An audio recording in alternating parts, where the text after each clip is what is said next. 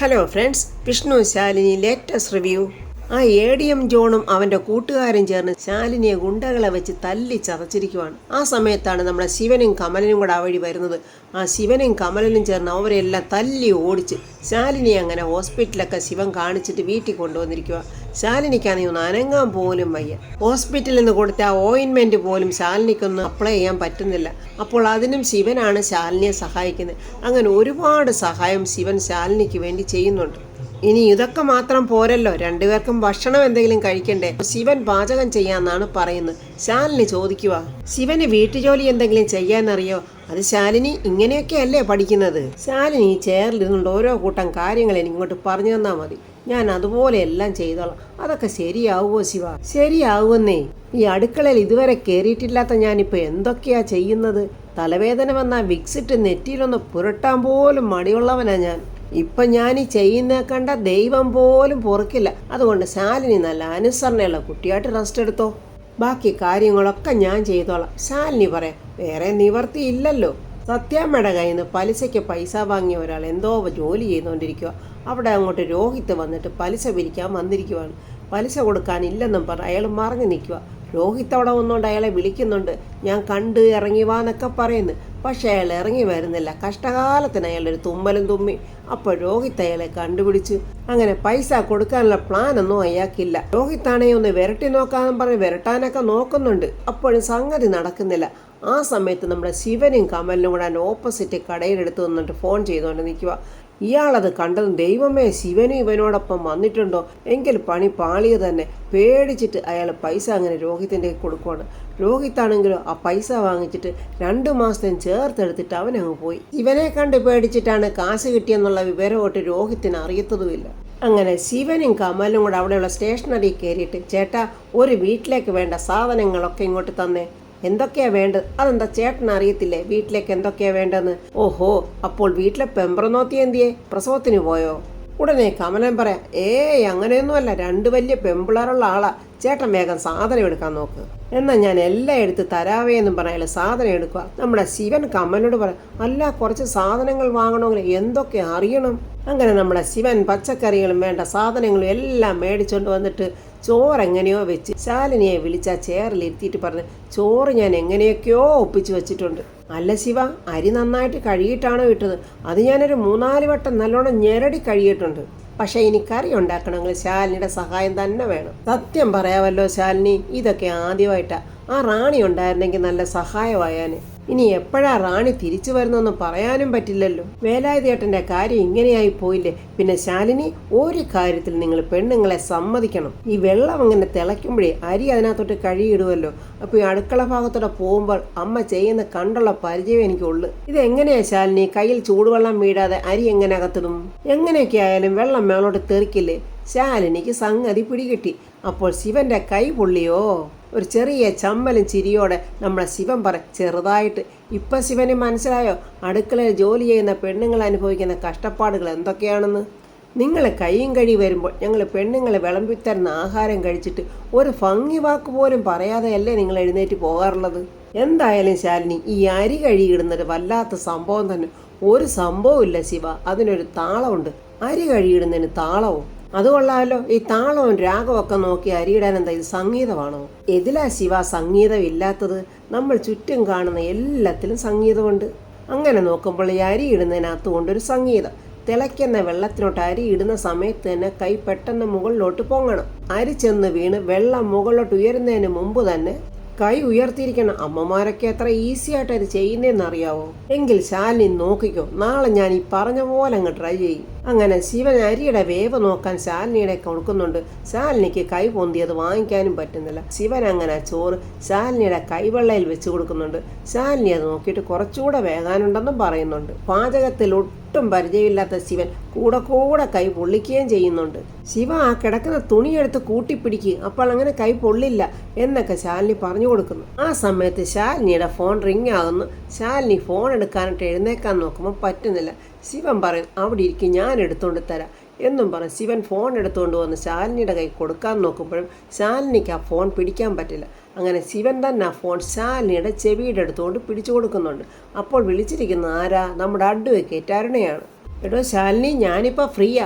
താൻ ഇപ്പോഴിങ്ങോട്ട് വരാമെങ്കിലേ തൻ്റെ കാണാതെ പോയ ചേച്ചിയുടെയും കുഞ്ഞിൻ്റെയും പേരിലുള്ള കേസ് നമുക്ക് ഫയൽ ചെയ്യാം. ആ സമയത്ത് അരുണയുടെ അടുത്ത് തന്നെ ശാരികയുടെ കുഞ്ഞ് കിടന്നുറങ്ങുന്നുണ്ട്. ആ കേസ് കോടതി മുഖാന്തരം മൂവ് ചെയ്യുമ്പോൾ പോലീസുകാർക്ക് പിന്നെ ഒഴിഞ്ഞു മാറിയൊന്നും നിൽക്കാൻ പറ്റില്ല. അല്ലാതെ നമ്മൾ എത്ര പറഞ്ഞാലും നമ്മുടെ പോലീസുകാരല്ലേ അവർ ഉഴപ്പും. അരുണേ, അത് പിന്നെ കാര്യമൊക്കെ ശരിയായിരുന്നു. എനിക്കിപ്പോൾ ഇവിടുന്ന് അങ്ങോട്ട് വരാൻ പറ്റാത്തൊരവസ്ഥയാണ്. എനിക്കൊരു അപകടം ഉണ്ടായി. എനിക്കൊന്ന് അനങ്ങാൻ പോലും പറ്റാത്തൊരവസ്ഥയിലാണ്. അയ്യോ ശാലിനി, അങ്ങനൊരു സംഭവം ഉണ്ടായോ? ഇപ്പോൾ എങ്ങനെയുണ്ട്? മരുന്നൊക്കെ ഉണ്ടോ? മരുന്നൊക്കെ ഉണ്ട് അരുണേ. ശരീരം നല്ല വേദനയായിരുണേ. എങ്കിലൊരു കാര്യം ചെയ്യാം, ഞാൻ അങ്ങോട്ട് വരാം. എനിക്ക് തന്നെ ഒന്ന് കാണുകയും ചെയ്യാമല്ലോ. താനിങ്ങോട്ട് വരുവാണെങ്കിലേ തൻ്റെ മോളെയും കൂടെ ഒന്ന് കൊണ്ടുവരണേ. ഞാൻ ഇതുവരെ അവളെ കണ്ടിട്ടില്ലല്ലോ. അപ്പോഴും കുഞ്ഞ് അരുണയുടെ അടുത്ത് ഉറങ്ങിക്കിടക്കുന്നുണ്ട്. അതിനെന്താ ശാലിനി, അത് ആലോചിക്കാവുന്നതാണ്. ശാലിനി ഫോൺ വെച്ചോ എന്നും പറഞ്ഞ് ഫോൺ കട്ട് ചെയ്യുവാണ് അവർ. ശാലിനി അത്രയും നേരം അരുണയോട് സംസാരിക്കുമ്പോഴും ശിവൻ നല്ല ക്ഷമയോടെ ഫോൺ ശാലിനിയുടെ ചെവിയുടെ അടുത്ത് തന്നെ ഇങ്ങനെ പിടിച്ചു കൊടുത്തോണ്ടിരിക്കുവാണ്. ശിവൻ വീണ്ടും പാചകാംഗത്തിൽ തന്നെയാണ്. വെണ്ടയ്ക്ക അടുത്ത് കാണിച്ചിട്ട് ചോദിക്കുന്ന, ഇത്രയും വലുതായിട്ട് മുറിച്ചാൽ മതിയോ? ശാലിനി പറയാം, അതൊന്നും നടുകെ ഒന്നുകൂടെ മുറിക്കേണ്ടി വരും. ദാണ്ട ശാലിനി, ഇതുപോലെയല്ലേ കറക്റ്റ് എന്നും പറഞ്ഞ് നമ്മുടെ ശിവൻ ആ പച്ചക്കറിയൊക്കെ അരിയുവാണ്. മൂർത്തി അരുണയോട് ചോദിക്കുന്നത്, ആരായിരുന്നു അത്? ശാലിനി, അവക്കൊരു അപകടം പറ്റി, ഞാൻ അങ്ങോട്ട് പോകുന്നുണ്ട്. താൻ അങ്ങോട്ട് പോകുന്നുണ്ടോ? അവളങ്ങനെ അപകടത്തിൽപ്പെട്ടിരിക്കുന്നു എന്നറിഞ്ഞപ്പോൾ പോകാതിരിക്കുന്ന മോശമല്ലേ? അത് മാത്രമല്ല മൂർത്തി, അവൾക്ക് നമ്മുടെ മോളെ ഒന്ന് കാണണമെന്നും പറഞ്ഞു. ശാലിനി ഇതുവരെ നമ്മുടെ മോളെ കണ്ടിട്ടില്ലല്ലോ. അങ്ങനെയാണെങ്കിൽ അരുണെ, ആ ശാരദയും കൂടെ കൂട്ടിക്കോ. അവൾ കൂടെ ഉണ്ടെങ്കിൽ മോള് കരയാതിരിക്കുമല്ലോ. ശാരിയാണ് ശാരദയെന്ന് പറയുന്നത്. നൊന്ത് പ്രസവിച്ച മോളും അമ്മയുമാണെന്നുള്ള കാര്യം ഇവർക്കാർക്കും അറിയില്ലല്ലോ. ഇത് ശാരികയ്ക്ക് പോലും അറിയില്ല. സ്വന്തം മകളാണെന്ന് കരുതിയ കുഞ്ഞിനെ സ്നേഹിക്കുന്നു. എന്നാൽ ഈ കാര്യം ഞാൻ ശാരദയോടൊന്ന് പറയട്ടെ എന്നും പറഞ്ഞ് അരുണ എഴുന്നേറ്റ് പോവുകയാണ്. ഈ സമയം സത്യാമ്മ കണക്ക് ബുക്കെടുത്ത് വെച്ച് പരിശോധിച്ചിട്ട് പിള്ളേടി ചോദിക്കുന്നു, എന്താ പിള്ളേ, കണക്കൊന്നും അങ്ങോട്ട് ശരിയാകുന്നില്ലല്ലോ. അത് സത്യാമ്മയെ തേങ്ങ കൊണ്ടുപോയിട്ട് ആ നാരായണൻ പൈസ ഒന്നും തന്നില്ല. ഞാൻ ചോദിച്ചപ്പോൾ പറയുന്നത് തേങ്ങയ്ക്ക് ഇപ്പോൾ വലിയ വിലയൊന്നും ഇല്ലല്ലോ എന്ന്. രോഹിത് പറയാം, സത്യാമ്മയെ കാര്യങ്ങളൊക്കെ കുറച്ച് കുഴപ്പത്തിലാണ്. ആരും അങ്ങനെ പൈസ ഒന്നും തരുന്നില്ല. പലിശ പോയിട്ട് മുതൽ പോലും കിട്ടുമോ സംശയമാണ്. ഇതെല്ലാം കേട്ടോണ്ടിരുന്ന നമ്മുടെ രാഘവേട്ടൻ പറയാം, ഇനി ഈ പണമിടപാടുകളൊക്കെ അങ്ങോട്ട് അവസാനിപ്പിക്കുവാമേ, മനസമാധാനത്തോടെ ജീവിക്കുകയെങ്കിലും പറ്റുമല്ലോ. അപ്പോൾ സത്യയും പപ്പിയും അങ്ങോട്ട് വന്നിട്ട് ചോദിക്കുന്നു, സത്യാമ്മേ, ഞങ്ങളിനി എപ്പോഴാണ് ഞങ്ങളുടെ അമ്മയുടെ അടുത്തോട്ട് പോകുന്നത്? നിങ്ങൾക്കവിടെ നിങ്ങളുടെ അമ്മ മാത്രമല്ലേ ഉള്ളു. ഇവിടെ ആണെങ്കിൽ അങ്ങനെയല്ലല്ലോ. സത്യാമ്മയുണ്ട്, അച്ചച്ചനുണ്ട്, ശ്യാമയാൻ്റിയുണ്ട് എന്ന് പറയുമ്പോൾ രോഹിത് പറഞ്ഞ് ഞാനുണ്ട്, താണ്ടി പിള്ളേച്ചനുണ്ട് എന്നൊക്കെ പറയുവാണ്. പക്ഷെ അതൊന്നും അവർക്ക് പോരല്ലോ. അവർക്ക് അവരുടെ അമ്മയെ തന്നെ കാണണം. ഇവിടെ ഞങ്ങളുടെ അമ്മ ഇല്ലല്ലോ. ഓ, നിങ്ങളുടെ ഒരമ്മ. ഇത്രയും നാൾ നിങ്ങളുടെ അമ്മയുടെ കൂടെ നിന്നിട്ട് നിങ്ങൾക്ക് എന്താ കിട്ടിയത്? പാമേ, കുഞ്ഞുങ്ങളോട് അങ്ങനെയൊന്നും പറയരുത്. അവരവരുടെ അച്ഛൻ്റെ വീട്ടിൽ വിരുന്നിന് വന്നപ്പോൾ ഇങ്ങനെയൊക്കെയാണോ കുഞ്ഞുങ്ങളെ പറഞ്ഞ് വിഷമിപ്പിക്കുന്നത്? അപ്പോഴങ്ങോട്ട് ആ നന്ദിയില്ലാത്ത ശ്യാമയുണ്ടല്ലോ, അവൾ ചക്കയടയും കൊണ്ട് വന്നിട്ട്, മക്കളെ, നിങ്ങൾക്ക് ഇഷ്ടപ്പെട്ട ചക്കയുടെ നിങ്ങൾ വാശി പിടിക്കാതെ അങ്ങോട്ട് കഴിച്ച് ഞങ്ങൾക്കെങ്ങും വേണ്ട, ഞങ്ങൾക്ക് ഞങ്ങളുടെ അമ്മയുടെ അടുത്ത് പോയാൽ മതി. നിങ്ങളോടല്ലേ കുട്ടികളെ പറഞ്ഞ അതിപ്പം നടക്കത്തില്ലെന്ന്? ഫാമേ, നീ ഇങ്ങനെയാണോ കുട്ടികളോട് പറഞ്ഞത്? മക്കളെ, നിങ്ങൾ സമാധാനപ്പെടും, അതിന് അച്ചച്ചൻ വഴിയുണ്ടാക്കും. അപ്പം നമ്മുടെ പൊന്നി അങ്ങോട്ട് വരുന്നത്, ആ ചക്കയുടെ ഇങ്ങിതാ, ഞാൻ കുഞ്ഞുങ്ങൾക്ക് കഴിപ്പിച്ചോളാം എന്നും പറഞ്ഞ് പൊന്നി ആ പിള്ളേരെ വിളിച്ചുകൊണ്ട് പോവുകയാണ്. ശ്യാമ അവിടെ രണ്ട് മുള്ളും മോനെയും വെച്ച് സംസാരിക്കുക. പാവം കുട്ടികൾ, ഇനി ഇവരുടെ ഭാവി എന്താവോ എന്തോ. ഉടനെ സത്യം, അവരുടെ ഭാവിക്ക് എന്താ, അവരിവിടെ വന്ന് പഠിക്കും, അല്ലാതെന്താ. സത്യാമ്മ പറഞ്ഞതൊക്കെ ശരിയാ, പക്ഷേ അവരുടെ ജീവിതം എങ്ങനെയാകും എന്നുള്ള കാര്യത്തിൽ എനിക്ക് നല്ല പേടിയുണ്ട്. രാഘവേട്ടൻ ചോദിക്കുക, നീ എന്തിനാണ് ഈ പേടിക്കുന്നത്? അവർക്ക് അച്ഛനും ഉണ്ട്, അമ്മയുണ്ട്, അവരുടെ കാര്യം അവർ നോക്കിക്കോളും, നീ നോക്കണ്ട കേട്ടോ. അച്ഛാ, അത് അച്ഛന് മാത്രമേ അങ്ങനെ ചിന്തിക്കാൻ പറ്റൂ. ഞാൻ എന്തായാലും അങ്ങനെ ചിന്തിക്കില്ല. ആ രീതിയിലുള്ളൊരു കാഴ്ചയാണല്ലോ ഞാനിന്ന് ഹോസ്പിറ്റലിൽ കണ്ടത്. അതും വിചിത്രമായ ഒരു കാഴ്ച. അതെന്തോന്ന് കാഴ്ചയാടി നീ പറഞ്ഞത്? അവിടെ നീ കണ്ടതാരും മനുഷ്യന്മാരെ ഒന്നും അല്ലേ? സത്യമേ, അങ്ങനെ ചോദിക്കുമ്പോൾ അഹങ്കാരത്തോടെ തന്നെ ശ്യാമ പറയാം, മനുഷ്യന്മാരെ തന്നെ ഞാൻ കണ്ടത്. പക്ഷെ അവിടെ മനുഷ്യന്മാർ കാണിക്കുന്ന പണിയൊന്നും അല്ല അവരുടെ കാണിച്ചത്. രോഹിത് ചോദിക്കുന്നു, എടി ശ്യാമേ, നീ ഇതാരുടെ കാര്യമാണ് പറയുന്നത്? എനിക്കൊന്നും മനസ്സിലാകുന്നു. അല്ലെങ്കിൽ ഞാൻ ഈ പറയുന്നത് നിങ്ങൾക്കാർക്കും മനസ്സിലാകത്തില്ലല്ലോ. ഞാനിന്ന് അച്ഛനെയും കൊണ്ട് ഹോസ്പിറ്റലിൽ പോയപ്പോഴേ അവിടെ കണ്ട കാഴ്ചയാണ് ഞാൻ ഈ പറയുന്നത്. എടി, ചുമ്മാതെ വാലും തലയില്ലാതെ കാര്യങ്ങൾ പറഞ്ഞാൽ ഞങ്ങൾ എങ്ങനെയാണ് ഈ കാര്യം മനസ്സിലാക്കുന്നത്? നീ അവിടെ ആരെയാ കണ്ടത്? എന്തുവാ കണ്ടത്? സത്യാമ്മയെ കണ്ടത് മറ്റാരെയല്ല, സത്യാമ്മയുടെ മരുമോളെ തന്നെയാ, കളക്ടർ ശാലിനി. കളക്ടർ ശാലിനി നിന്റെ കുഞ്ഞേച്ചിയല്ലേ? എൻ്റെ കുഞ്ഞേച്ചിയൊക്കെ ആയിരുന്നു, ഞാനത് അംഗീകരിച്ചതുവാ. പക്ഷെ ആ കാഴ്ച കണ്ടതിന് ശേഷം അവരെ ഞാൻ ആ സ്ഥാനത്തുനിന്നെടുത്തങ്ങ് കളഞ്ഞു. ഇനി അവരെനിക്ക് ശാലിനിയാ, വെറും ശാലിനി. രാഘവേട്ടൻ പറ, എടി, ഞാനും നിൻ്റെ കൂടെ ആശുപത്രിയിൽ ഉണ്ടായിരുന്നല്ലോ. ഇത്രയൊക്കെ നീ പറയാൻ നീ അവിടെ എന്ത് കാഴ്ചയാടി കണ്ടത്? എന്നിട്ട് ഞാൻ അവിടെ ഒന്നും കണ്ടില്ലല്ലോ. അച്ഛൻ അല്ലെങ്കിൽ കുഞ്ഞേച്ചിയുടെ പക്ഷമല്ലേ നിൽക്കത്തുള്ളൂ. അവരെന്ത് ചെയ്താലും അതൊക്കെ അങ്ങ് അംഗീകരിച്ചു കൊടുക്കും. ഞാൻ ഇതിനു മുമ്പ് അങ്ങനെയൊക്കെ തന്നെ ആയിരുന്നു. പക്ഷെ ഇത് ഞാൻ അങ്ങനെ അംഗീകരിച്ചു കൊടുക്കില്ല. ശ്യാമേ, നീ എന്തായി പറയുന്നെന്നൊന്ന് പറ. നീ കുറെ നേരമാണ് ഇങ്ങനെ വളച്ചുകെട്ടി കാര്യം പറയുവാണല്ലോ. ഹോസ്പിറ്റലിൽ വെച്ച് നീ ആരെയാ കണ്ടത്, എന്താ കണ്ടത്? അത് പറഞ്ഞാൽ പ്രശ്നം തീരുമല്ലോ. ഈ പ്രശ്നം അങ്ങനെ ഇങ്ങനെ ഒന്നും തീരില്ല. കുഞ്ഞേച്ചി അവിടെ വന്ന എന്തിനാന്നറിയോ? ഗൈനക്കോളജിസ്റ്റിനെ കാണാനാ. ശാലിനി അരുണയുടെ കുഞ്ഞ് ഹോസ്പിറ്റലാണെന്ന് അറിഞ്ഞുകൊണ്ട് കാണാൻ വന്നപ്പോൾ പണ്ട് ശാലിനിക്ക് പ്രസവം നോക്കിയ ഡോക്ടറെ അവിടെ വെച്ച് കണ്ട്. അപ്പോൾ ഡോക്ടർ ഇവിടെ ആണോ ഇപ്പോൾ എന്നൊക്കെ ചോദിച്ചാൽ ഒരു പരിചയം പുതുക്കിയതാ. ഇതാണ് ആ ശ്യാമയപ്പോൾ കണ്ടത്. ആ തെറ്റിദ്ധാരണ പിടിച്ച ആ മനോരോഗി എന്താ പറഞ്ഞുണ്ടാക്കിയത്? ശാലിനി പ്രഗ്നൻ്റ് ആണെന്നും അത് അബോർഷൻ ചെയ്യാൻ വന്നതാണെന്നൊക്കെയാണ് അവൾ പറഞ്ഞുണ്ടാക്കുന്നത്. സത്യമ്മ തന്നെ പറ, എന്തിനാ ഗൈനക്കോളജിസ്റ്റിനെ പോയി കാണുന്നത്? നാട്ടുരീതി അനുസരിച്ച് പ്രസവമായിട്ട് ബന്ധപ്പെട്ടല്ലേ? നീ എന്താ ശ്യാമയെ പറയുന്നത്? പ്രസവ പിന്നെ ഗൈനക്കോളജിസ്റ്റിനെ കാണുന്നത് എന്തിനാ സത്യാമ്മേ? എൻ്റെ കണ്ണുകൊണ്ട് കണ്ട കാര്യമാണ് ഞാൻ ഈ പറയുന്നത്. ഉടനെ രോഹിത് പറയും, ഞാനിതൊരിക്കലും വിശ്വസിക്കില്ല. മറ്റെന്തോ കാര്യത്തിന് വേണ്ടി ശാലിനി ഡോക്ടറെ കാണാൻ വന്നതായിരിക്കും. ആ വിവരദോഷി മനോരോഗി പറയും, അല്ലെങ്കിലും നിങ്ങൾക്ക് എന്നേക്കാളും ഇഷ്ടം എൻ്റെ ചേച്ചിമാരെയാണല്ലോ. രാഘവേട്ടൻ പറ, എടി ശ്യാമേ, നീ ചുമ്മാതെ ശാലിനിക്കെതിരെ ഉണ്ടല്ലോ വല്ല വൃത്തിയോടും പറഞ്ഞ് പരത്തിയാലുണ്ടല്ലോ. ഈ ഗൈനക്കോളജിസ്റ്റിൻ്റെ റൂമിലോട്ട് ശാലിനി പോകുന്നതോ ഡോക്ടർ ശാലിനിയെ പരിശോധിക്കുന്നതോ പരിശോധന കഴിഞ്ഞ് ശാലിനി പുറത്തോട്ട് ഇറങ്ങിപ്പോകുന്നതോ വല്ലോ നീ കണ്ടായിരുന്നോ? അത് ഞാൻ കണ്ടില്ല. എടി പറ. എന്നിട്ട് അവളോടൊപ്പം മറ്റാരെങ്കിലും ഉണ്ടായിരുന്നോ? ഇല്ല, തനിച്ചായിരുന്നു. രാഘവേട്ടന് ദേഷ്യം വന്നിട്ട് പോയി, എടി ഗർഭിണിയാണോന്ന് ഉറപ്പുവരുത്താൻ തനിച്ചാണോടി പോകുന്നത്? എടി ശ്യാമേ, ശാലിനി നിന്റെ കൂടപ്പിറപ്പാ. സ്വന്തം അമ്മയുടെ ഗർഭപാത്രത്തിൽ തന്നെ പിറന്ന നിന്റെ സഹോദരി. ഒരടിസ്ഥാനമില്ലാത്ത ഇത്തരം വൃത്തികെട്ട കഥകളൊക്കെ സ്വന്തം കൂടപ്പിറപ്പിനെ കുറിച്ച് പറഞ്ഞാലുണ്ടല്ലോ. ഒരു ഗർഭം ടെസ്റ്റുകാരി വന്നേക്കുന്നു എന്നൊക്കെ പറഞ്ഞ് രാഘവട്ടൻ ശരിക്ക് വഴക്ക് പറയുന്നുണ്ട്. പക്ഷെ ഈ സമയം നാണ്ട സത്യാമ്മ ആകെ ആശയക്കുഴപ്പത്തിലായിക്കഴിഞ്ഞു. ഉടനെ നമ്മുടെ രാഘവേട്ടൻ ചോദിക്കും, അല്ല ഇനിയിപ്പോൾ അങ്ങനെ ആണെങ്കിൽ തന്നെ ഇപ്പം എന്താ? പപ്പിയും സത്യമോളും ഇപ്പം മുതിർന്നില്ലേ?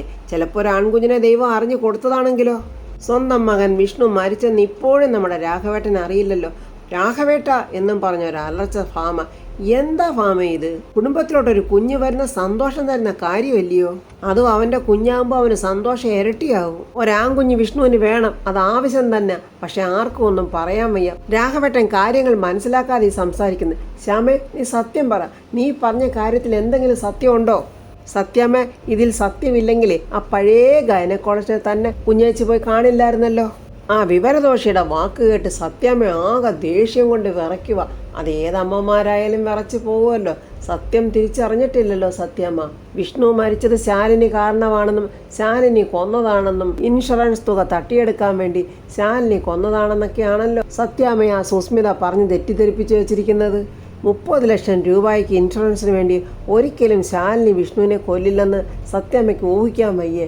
ശാലിനിക്ക് അതിനേക്കാളേറെ സാലറിയുള്ള ആളല്ലേ. പിന്നെ ഈ ഒരു 30 ലക്ഷം, അത്രയ്ക്ക് മന്ദബുദ്ധിയാണ് ഈ സത്യാമ്മ. നമ്മുടെ ശാലിനി ഒന്ന് മയങ്ങി എഴുന്നേറ്റപ്പോഴേക്കും ശിവൻ പാചകമെല്ലാം ചെയ്തു കഴിഞ്ഞ് ശാലിനിയെ വന്ന് വിളിച്ചെഴുന്നേൽപ്പിക്കുന്നുണ്ട്. ഞാനൊരു ചുട്ടരച്ച മുളക് ചമ്മന്തിയൊക്കെ അരച്ചിട്ടുണ്ടെന്നൊക്കെ വലിയ സന്തോഷത്തോടാണ് ശിവൻ പറയുന്നത്. പക്ഷേ എനിക്കൊരു റിക്വസ്റ്റ് ഉണ്ട്. അതെന്താ ശിവ? അതായത് ഊണുമേശരടുത്ത് എത്തുന്നത് വരെ ശാലിനി കണ്ണ് തുറക്കരുത്. കണ്ണടച്ചോണ്ട് വന്ന് വേണം ശാലിനി ഊണുമേശരടുത്ത് വരാൻ. തന്നെ നടക്കാൻ വയ്യാത്ത ശാലിനി എങ്ങനെ കണ്ണടച്ചോണ്ട് വരുന്നേ? അപ്പോൾ ശിവൻ ശാലിനിയെ സഹായിക്കുവാണ്. അങ്ങനെ കണ്ണൊക്കെ അടച്ച് ശാലിനി ഊണുമേശരടുത്ത് വന്നപ്പോൾ ശിവൻ നാണ്ട ചോറും സാമ്പാറും എന്തോ കൂട്ടുകറി ചമ്മന്തി ഇതൊക്കെ ഉണ്ടാക്കിയിരിക്കുന്നു. ശാലിനി അതിശയത്തോടെ നോക്കിയിട്ട്, അല്ല ഞാൻ ഒരു കറി വെക്കാനുള്ള കൂട്ടല്ല പറഞ്ഞെന്നുള്ളത്. ഇതിപ്പോൾ 2-3 കറികളൊക്കെ ഉണ്ടല്ലോ ശിവ. ശാലിനി പോയി ഒന്ന് കിടന്ന് മയങ്ങിയപ്പോഴേ ഞാൻ നെറ്റിനകത്ത് നോക്കി പാചകം പഠിച്ചു. അങ്ങനെ ഒന്ന് ചെയ്തപ്പോൾ തന്നെ എൻ്റെ പേടി അങ്ങ് മാറി. പിന്നല്ലേ എളുപ്പമായി. അതെന്തായാലും കൊള്ളാം. എനിക്ക് പരിക്ക് പറ്റിയതുകൊണ്ട് ഗുണം ശിവനാണല്ലോ ഉണ്ടായത്. ശിവൻ എന്തായാലും പാചകമൊക്കെ പഠിച്ചല്ലോ. ശാലിനി എന്തായാലും ഇനി കംപ്ലീറ്റ് ശരിയാകുന്നത് വരെ അടുക്കളയിലോട്ട് കയറിയേ വേണ്ട. എല്ലാം ഞാൻ തന്നെ ഉണ്ടാക്കിക്കോളാം. ഞാനൊരു ഫുൾ ടൈം കുക്കായിട്ട് അങ്ങോട്ട് മാറിയിരിക്കുക. അതൊക്കെ ശരി, കൈപ്പുണ്യം ഉണ്ടോയെന്ന് ഞാനൊന്ന് നോക്കട്ടെ. എന്നിട്ട് മതി കുക്കായിട്ടുള്ള സ്ഥാനക്കയറ്റമൊക്കെ. എന്നാൽ ശിവൻ കഴിക്കുക. അത് വേണ്ട, ആദ്യം ശാലിനി കഴിക്കുക. ഈ കുടുംബത്തിൽ പിറന്ന പുരുഷന്മാരെല്ലാം അവസാനമേ കഴിക്കൂ. നല്ല ഒരു കണ്ടുപിടുത്തമാണ് ശിവൻ്റെത്. ഓ, അപ്പം അങ്ങനെയാണല്ലേ ശിവ. എന്നാൽ പിന്നെ ഞാൻ കഴിക്കാൻ പോവാം എന്നും പറഞ്ഞ് ശാലിനി കഴിക്കാനായിട്ട് നോക്കുമ്പോൾ കൈ ഒട്ടും ശാലിനിക്ക് ചലിപ്പിക്കാൻ പോലും പറ്റുന്നില്ല. വേദന കൊണ്ട് ശാലിനിക്ക് അറിയുക. അയ്യോ, എന്തു പറ്റി ശാലിനി? എനിക്ക് കൈ ഒന്നും ഉയർത്താൻ പറ്റുന്നില്ല. ഷോൾഡറിലാണ് പെയിൻ. ശാലിനിയുടെ ആ വേദനയും സങ്കടവും കണ്ടിട്ട് ശിവൻ സ്നേഹത്തോടെ ശാലിനിയോട് ചോദിക്കുക, ഞാൻ വാരി തരട്ടെ. ശാലിനിക്കത് വിശ്വസിക്കാനാകാതെ ശാലിനി ഇങ്ങനെ ശിവൻ്റെ കണ്ണിലോട്ട് തന്നെ നോക്കുക.